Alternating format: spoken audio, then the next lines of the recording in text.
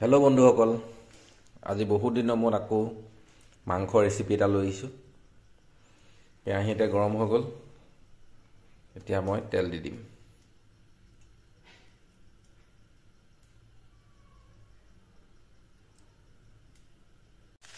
প্ৰথমতে আলুখিনি অলপ ফ্ৰাই কৰি ল'লোঁ।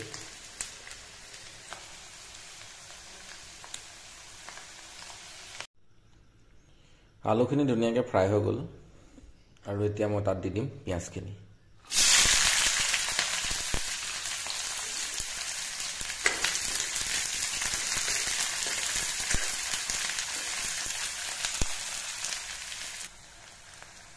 পিঁয়াজখিনি ফ্ৰাই হৈ আছে। তাৰপাছত মই আদা, নহৰু, জলকীয়া খুন্দি লৈছিলোঁ, এইখিনিও এতিয়া মই দি দিম।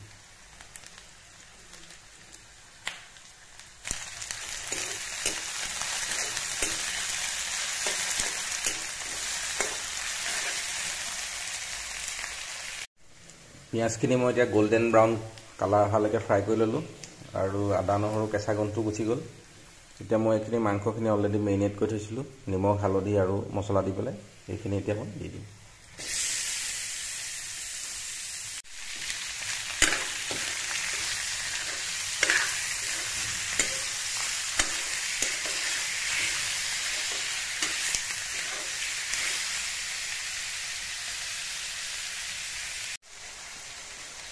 মাংসখিনি মই 10 মিনিটমান ফ্ৰাই কৰি ল'লোঁ।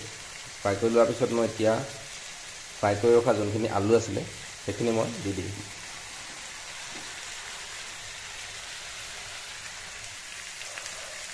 আৰু লগতে মই বিলাহী কাটি ৰাখিছিলোঁ, বিলাহীখিনিও দি দিম।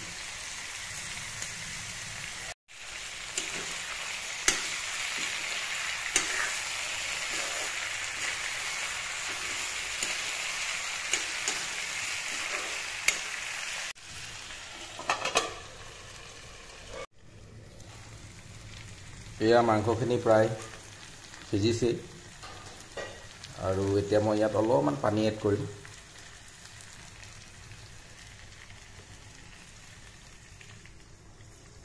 বেছি পানী নিদিওঁ, মাত্ৰ অকণমান গ্ৰেভিৰ কাৰণে পানী দিছোঁ।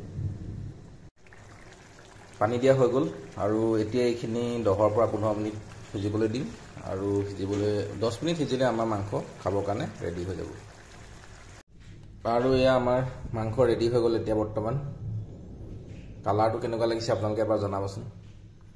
আৰু কেনেকুৱা হ'ল মই এতিয়া টেষ্ট কৰি চাবলৈ দিম, তাৰপিছতে গম পাম কেনেকুৱা হৈছে। এতিয়া মই টেষ্ট কৰিবৰ কাৰণে দিম। এইটো লোৱাচোন, টেষ্ট কৰা কেনেকুৱা হৈছে।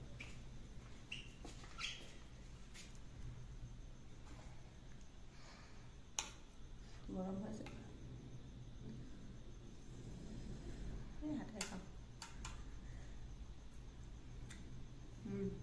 বহুত ধুনীয়া হৈছে। মজা নে? মজা।